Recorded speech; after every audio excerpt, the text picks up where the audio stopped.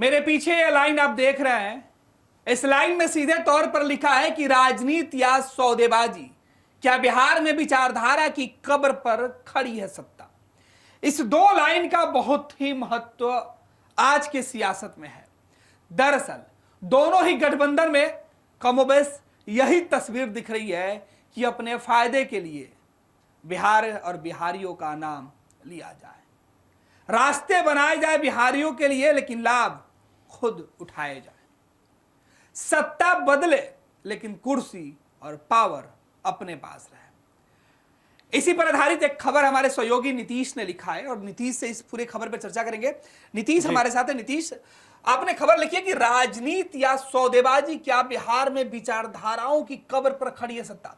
दरअसल बिहार में विचारधारा की बात हो रही है तो विचारधारा नेताओं का खत्म होते जा रहा है। जी बिल्कुल। नीतीश, आपने पहले खबर क्या लिखा, पहला हम चाहते हैं कि हेडिंग आप बताएं हमारे दर्शकों को।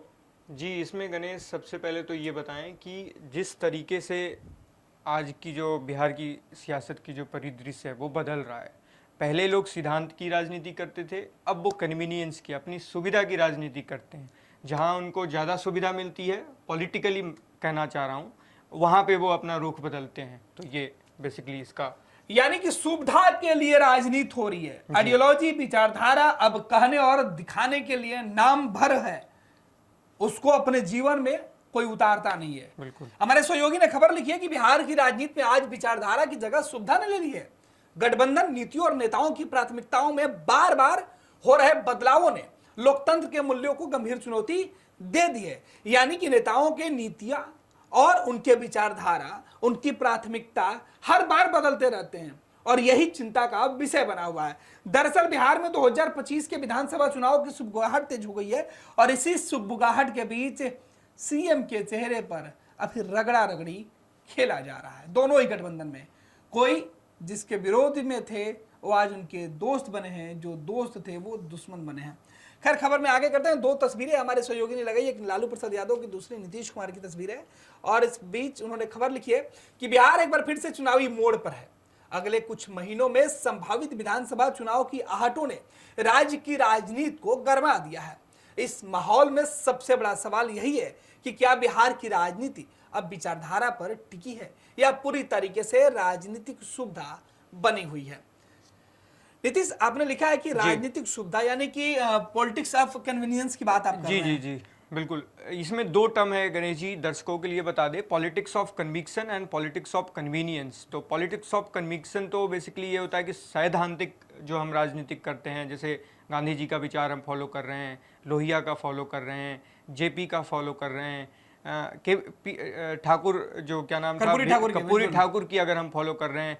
बट अब ये नहीं रहा। अब जो है कितनी हमें सीटें मिलेंगी, कितना हमें मंत्रालय मिलेगा, कितना हमें जिसमें पहले तो हमारी सरकार कैसे बने, जी बिल्कुल, हम किसके साथ गठबंधन करें, जी कहां से हमें वोट मिले, कौन कौन हमारे वोटर होंगे, इस बात की चर्चा की जाती है। सुविधा की बेसिकली ज्यादा वो प्रायोरिटी अब देने लगे हैं। कहीं ना कहीं हम दर्शकों को भी ज्यादा समझ में आ रहा होगा अच्छे से, क्योंकि वो भी वोटर्स हैं कहीं ना कहीं बिहार के। तो नहीं, आपने जो लाइनें लिखी, राजनीति में सिद्धांतों की भूमिका कम होती जा रही। बिल्कुल बिल्कुल बिल्कुल। कन्विक्शन, वही जो कन्विक्शन हमारी जो सिद्धांत होती है कि हमें ऐसे काम करना है, हमें गरीबों के लिए वेलफेयर स्कीम्स लाने हैं, जो भी है, हमें पिछड़ों को, जिनकी आवाज़ नहीं है उसको आवाज़ देना है। तो ये अपना एक सिद्धांत होता है, कन्विक्शन होता है, आइडियोलॉजी जिसको कहते हैं। बट उस पर अब तो कोई चलता नहीं है। बिल्कुल, आपने लिखा है कि गठबंधन, जी, ये बड़ा अहम सवाल है कि बिहार में गठबंधन होते हैं, सरकारें बनती है, गठबंधन टूट जाता है, सीएम नहीं बदलता है। आगे उन्होंने लिखा है कि नीतियां, घोषणाएं सत्ता प्राप्ति और उसमें बने रहने के उद्देश्य से बार बार बदले जाते हैं। घोषणाएं खूब होती है चुनाव के वक्त, अलग अलग जो नेता होते हैं वो घोषणा करते हैं। अभी विपक्ष के नेताओं की बात करें या फिर सत्ता पक्ष की बात करें, सबने लोक लुभावन वादों की भरमार शुरू कर दी है। जी। आगे नीतीश ने लिखा है, बिहार के मुख्यमंत्री के बारे में ही उन्होंने लिखा है कि मुख्यमंत्री नीतीश कुमार, जो एक समय सुशासन बाबू के नाम से जाने जाते थे, आज वो अपने राजनीतिक निर्णयों को लेकर आलोचना के केंद्र में है।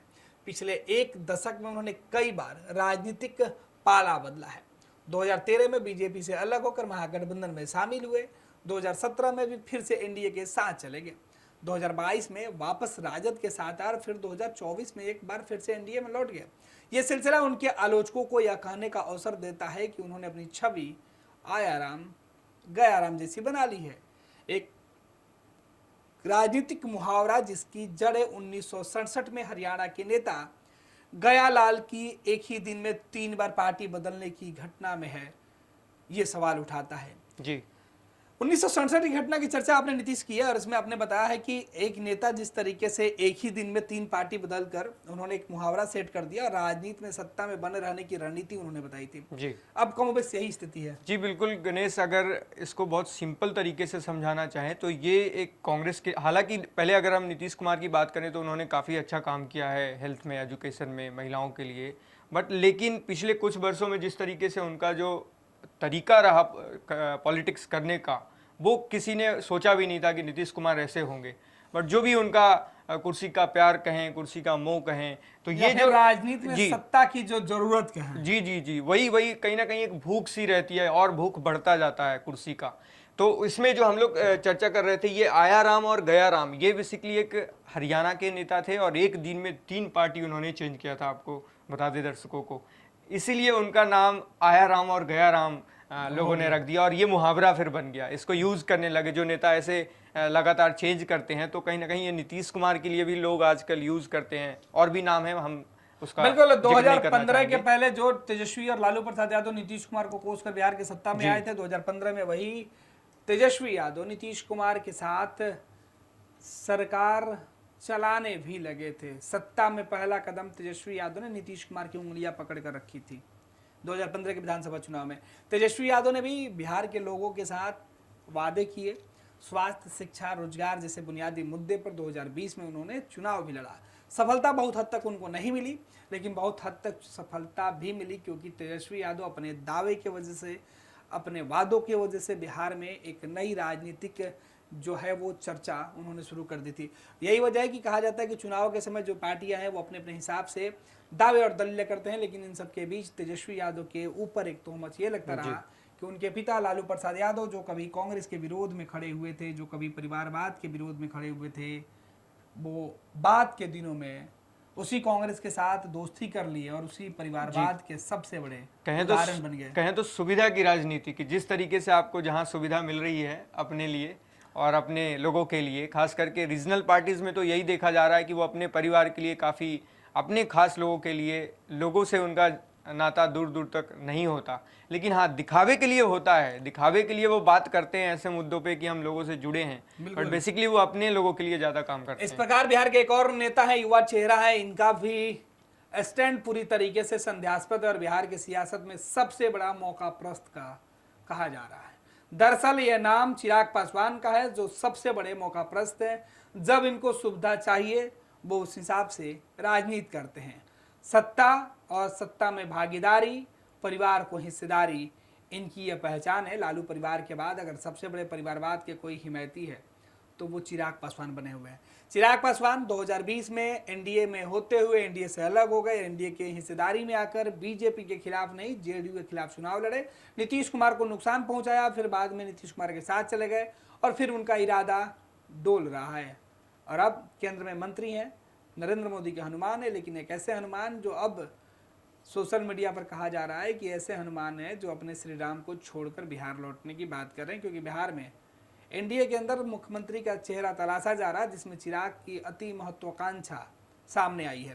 खैर बात करते हैं दूसरे दलों की। राज्य में छोटे दलों और नेताओं की काफ़ी स्थिति है, सबकी अलग अलग राय और विचार हैं, जो समय समय के हिसाब से रंग और पाला दोनों बदलते रहते हैं। अपने सुविधा के हिसाब से कुछ लोग राजनीति करते हैं और ये लोग वही होते हैं जिन्हें किसी ने टिकट दिया तो फिर उनके रंग में रंग गए, किसी ने टिकट नहीं दिया तो फिर उसके विरोध में खड़े हो गए। ऐसे नेताओं की फहरिस्त काफ़ी लंबी है, नाम गिनाना मुश्किल है। आगे आपको बता दें कि खास तौर पे युवा वर्ग के बीच जो सोशल मीडिया का जब से जमाना आया तब से बिहार में लगातार विचारों का आदान प्रदान थोड़ा मुश्किल हो गया है। अब आपके कहे हुए पुराने बयान आपके नए पार्टी के साथ हमेशा सोशल मीडिया पर यूजर डाल के पूछते हैं कि तब वो अच्छे थे आज खराब क्यों, कल वो खराब थे आज अच्छे कैसे हो गए। तो राजनीति करने वाले ऐसे नेताओं की मुश्किलें भी अब बढ़ती जा रही है, क्योंकि विचारधारा इनके पास है नहीं।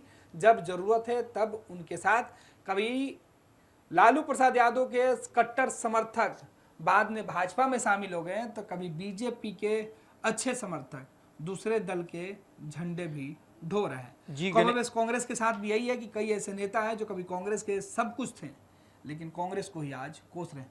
जी गणेश, ऐसे में बता दें कि आजकल के जो यूथ हैं, बिहार के जो वोटर्स हैं, वो काफ़ी अवेयर हो गए हैं। पहले अगर हम पिछले 1 दशक पहले की बात करें तो उनके पास इतनी रिसोर्सेज और इतने मोबाइल के इंटरनेट की सुविधाएं नहीं थी, ना तो उतना वो उनके पास एक्सपोजर था समझने की और एनालाइज करने की। लेकिन अब उनके पास इतनी सारी रिसोर्सेज हैं, पहले का कोई इंटरव्यू पढ़ा है, पहले का कोई स्टेटमेंट पढ़ा है किसी नेता का, उससे वो अब अंदाज़ा लगाने लगे हैं। वो अब समझते हैं कि ये नेता अपने फ़ायदा के लिए, अपने सुविधा के लिए हमें मूर्ख बनाते हैं, हमें आपस में लड़ाने की कोशिश करते हैं।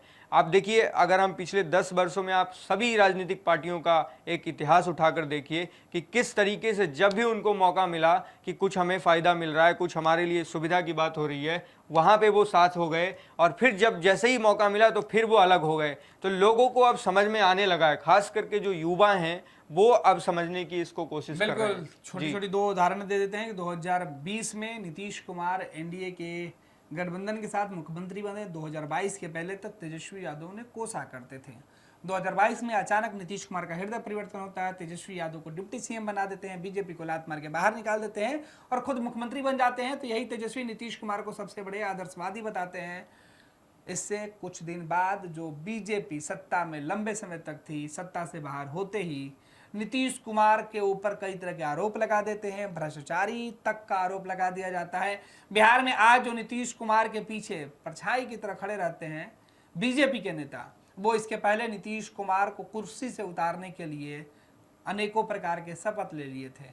हालात ये हुई कि पगड़ी तो बंधा नहीं रह पाया, साथ में मुंडन भी कराना पड़ा। तो ये उदाहरण है तेजस्वी यादव जो कभी नीतीश कुमार को अपना गार्जियन बताते थे। 2022 के चुनाव के बाद जो गठबंधन हुआ था, 2024 आते आते वो गठबंधन टूटा और दोनों एक दूसरे के विरोधी हो गए हैं। तो ठीक इसी प्रकार बिहार में सियासत और सियासत करने वाले नेता अपने सत्ता भूख के प्राप्ति के लिए अपने विचार बदलते रहते हैं और अपने विचारधारा में अपनी सुविधा तलाशते रहते हैं। तो ये खबर हमारे सहयोगी नीतीश ने लिखा, तो उन्होंने सीधे तौर पे कहा कि बिहार में विधानसभा चुनाव को लेकर राजनीतिक दलों की परीक्षा नहीं है, बल्कि यह एक अवसर है जनता के लिए यह तय करने का कि क्या वो फिर से उन्हीं चेहरों को चुनेंगे जिन्होंने समय समय पर अपने रुख बदले या किसी वैकल्पिक नेतृत्व को मौका देंगे जो वैचारिक रूप से स्थिर और जवाबदेही हो। बिहार का भविष्य अब केवल उन नेताओं के हाथों में नहीं है जिनके आदेश पर, जिनके कहने पर जो वोटर हैं वो कभी लामबंद हो जाया करते थे। लेकिन अब बिहार के जो वोटर हैं वो तलाश रहे हैं कि कुछ लोग ऐसे हो जो उनको अगर भरोसा दिलाए तो उस भरोसा पर किस तरीके से वो खड़ा हो पाते हैं। आपके लिए एक खबर लिखा था हमारे सहयोगी नीतीश कुमार ने और हमारे साथ चर्चा में भी नीतीश जुड़े हुए थे। फिलहाल ये खबर आपको कैसी लगी, ये आर्टिकल आपको कैसा लगा, इसे आप फर्स्टबिहार.com पर पढ़ सकते हैं, अपना कमेंट हमें दे सकते हैं। साथ ही साथ इस वीडियो में जुड़कर आप हमें अपना सुझाव दें, साथ ही साथ इस वीडियो को ज़्यादा से ज़्यादा शेयर करें, साझा करें। अगर आपने अब तक हमारे चैनल को सब्सक्राइब नहीं किया है और आपने अपना प्यार हमें और नीतीश को नहीं दिया है तो कृपया ढेर सारा प्यार और स्नेह हमें दे। हमारे चैनल को सीधे तौर पर आप लाइक और सब्सक्राइब करके।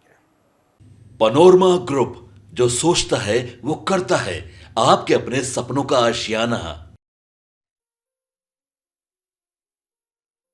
ये लो मुंह मीठा करो, आज मैंने अपना जॉब छोड़ दिया, अब हम पूर्णिया वापस जाएंगे। जॉब छोड़ दिया है? मतलब ये घर कैसे चलेगा, हम करेंगे क्या और माँ बाबूजी क्या बोलेंगे? इसलिए मैं एक और मिठाई का डब्बा लाया, अपने बिजनेस के लिए लोन अप्रूव हो गया। अरे लोन अप्रूव हो गया वो तो ठीक है, लेकिन पूर्णिया में हम रहेंगे कहाँ? अपना घर भी तो नहीं है वहाँ। इसलिए तो एक और मिठाई का डब्बा अलग से लाया हूँ। हमने पूर्णिया में घर ले लिया है, पूर्णिया के ई होम्स पैनोरमा में। पूर्णिया में पैनोरमा ग्रुप लेकर आए हैं ई होम्स पैनोरमा। बड़ा घर, आलीशान जिंदगी और अत्याधुनिक सुविधाओं के संग। अरे अरे, अब क्यों मुंह मीठा करवा रही हो? क्योंकि हम घर वापसी जो कर रहे हैं। घर वापसी की खुशी पूर्णिया में ई होम्स पैनोरमा के संग। E Homes Panorama, luxurious lifestyle redefined.